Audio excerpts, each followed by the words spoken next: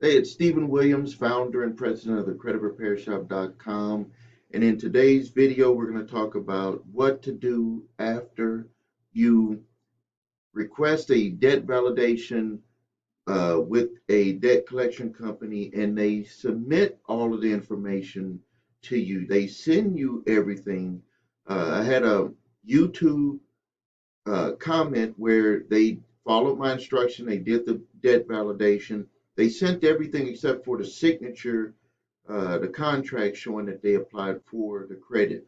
Um, what I would do in that situation is you would uh, go back and request all of the information. They can't just send you some of it. So I'm going to talk about with the court summons and what you can do and what happens next. But first, before I get to that, I want to give you a quick update for you that do care. My wife was approved for the lung transplant. She does still have to gain the weight. She's been gaining some weight. Uh, I thank everyone for the prayers and recipes and different things that people said she should do to gain weight. She's been pumping in on some days 3,500 calories. This is someone who lives basically on about 1,700 calories. Uh, Always just had very good weight uh, and eats whenever she wants to eat something. She eats it. She don't not eat. She just that's just the way her body is built. But she's been gaining a little bit, but they are going to put a tube to her stomach that'll feed her nutrition because they want to guarantee that she gains the weight. And she finally got it in her mind that she would accept that because more importantly is that she gets the transplant because she's down to 13% of her lung capacity. Just imagine right now, everyone here that's listening to me, including myself, you have anywhere between 95% to 100% of your lung capacity. When you go down to 80%, that means that you are susceptible to passing out unless you have oxygen. Well, she's played that out for all of these years, and now it's just down to 13%. So you know that this is life saving for my wife. Another update I want to make, Kenosha, Wisconsin, that is where I live. When the first day or the second day after the rioting happened, and also people that were peaceful protesting, you had a combination of people. It wasn't the people that were peaceful. There was other people coming in from other areas that, hold on, let me stop that. Okay, I think I figured out why my voice would go up and down. There's a app on my computer and I turned it off, and I don't think I should have that problem anymore with the audio, hopefully. But there's people that were coming into our city that were burning down several of my uh, uh, uh, business associates and friends' businesses were burnt down. I'm talking about when a fire is a fire, but this is like where someone put an accelerant because like the bricks are ashes. Like if you look at the pictures, and I drove there, and even days after, you still smell it. It's still smoldering. It's like, and the fire department is there, but this stuff was hot, burning bricks, turning bricks into ashes, turning cars into ashes, turning car rims into ashes.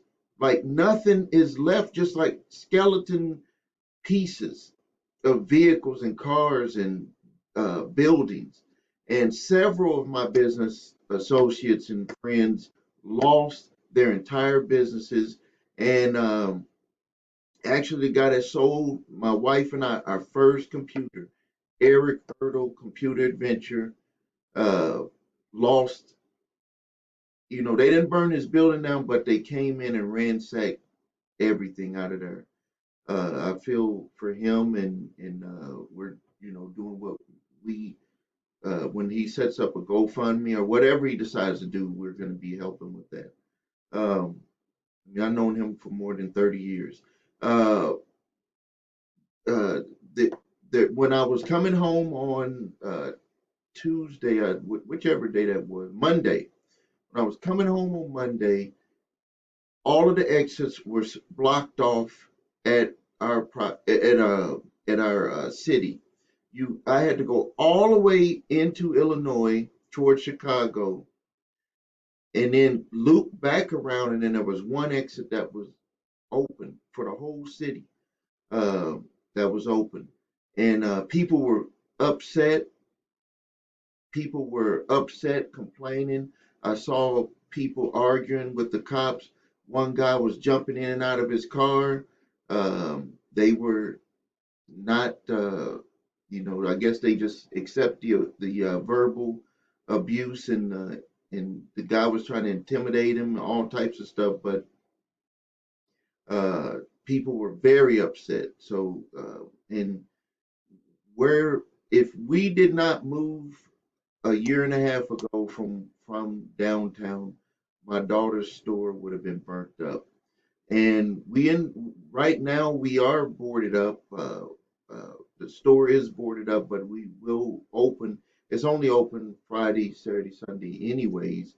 Um, but it's boarded up. But while we were boarding it up, something that I saw uh, with a lot of people, there was frustration. But something, my grandson, he was looking at what was going on, and you could just see that in his mind stuff was spinning because he was like, he can feel and sense how people were feeling, but also we're covering up on the store where it has all these cartoon characters on the windows, like a big long, like probably about 20, 30 feet long across with just big cartoon characters. And he's probably thinking like, why are you covering that up with wood? And then why are all the other stores covering this up with wood? It looks like it's just a box. Like it's, when you look at the building with all of the businesses that are next to us, it's like this is just one big box.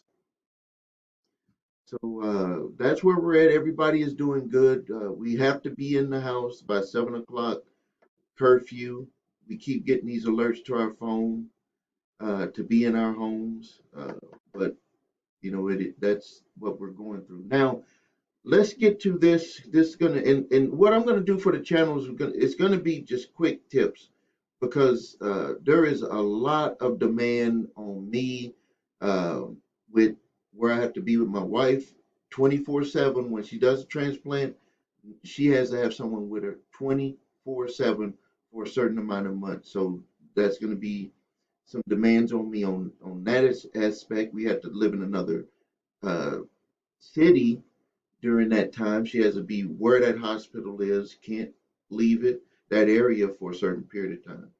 Um, and also just training employees, getting things tightened up here because there's been some issues that I just don't like. And when I find it, I take care of it, we confront it, and we get it solved and fixed.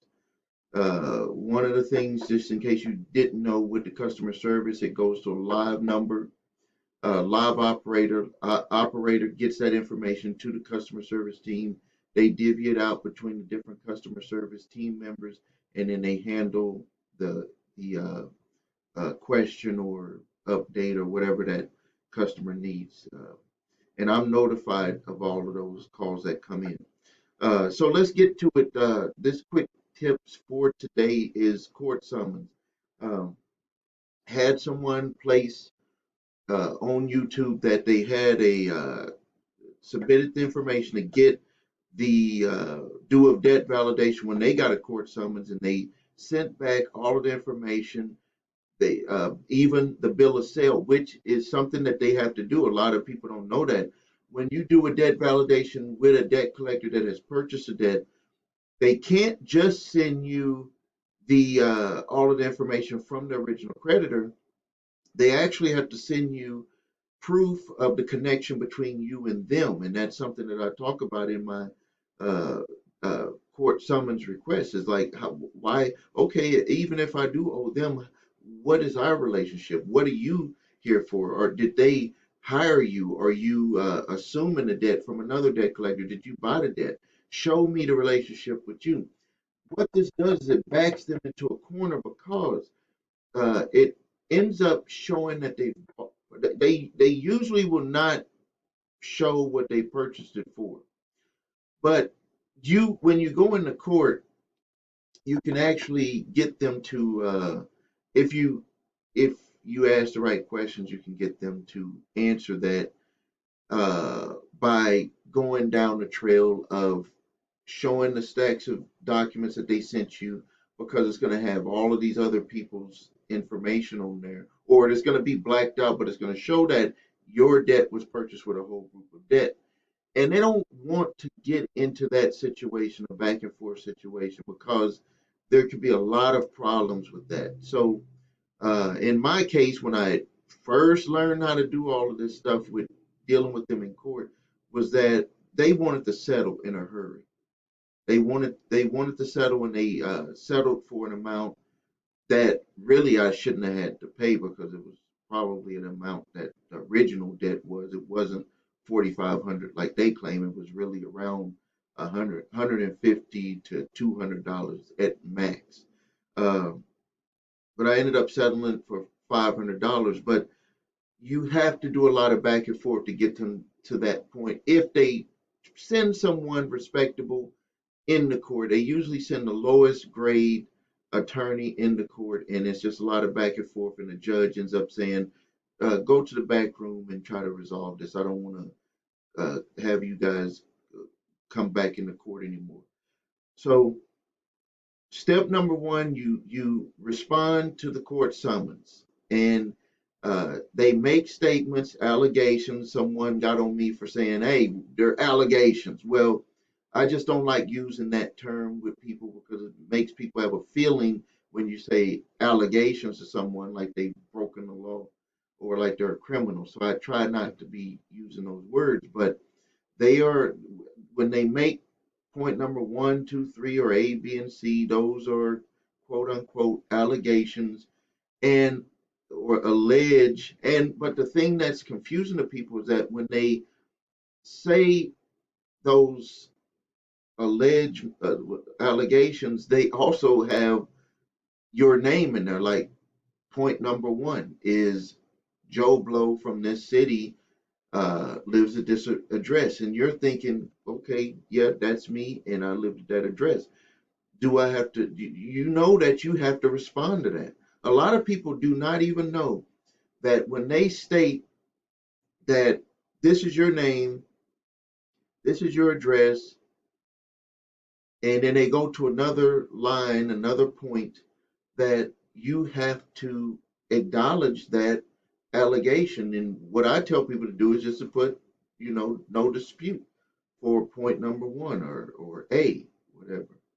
You have to answer all of those. You can actually lose by default by, if you get in front of a judge that just, doesn't want to help you.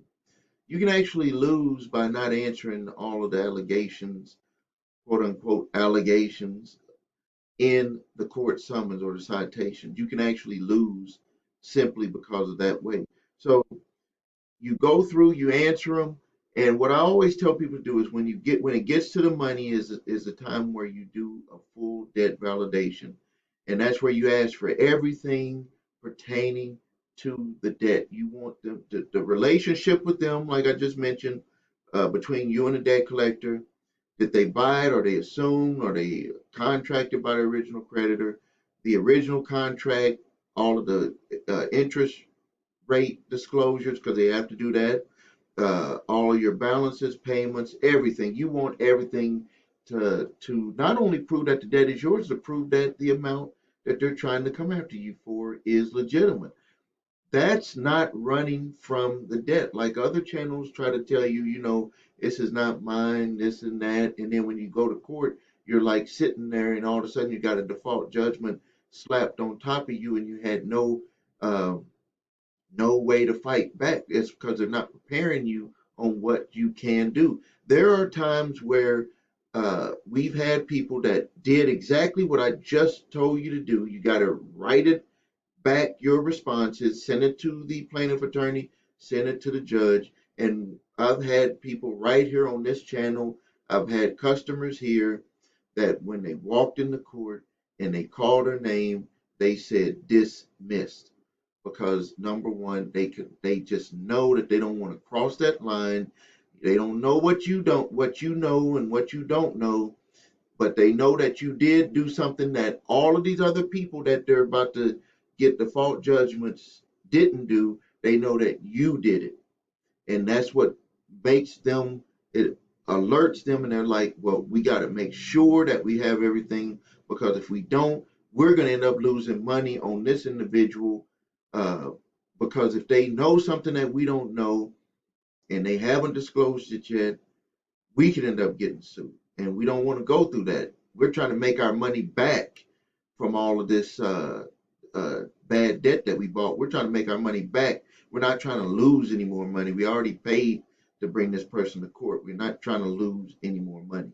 So that's going to be the end of this quick tips. I'm going to make some more today so we can spread them out over the week so you can absorb them and use them when you need to.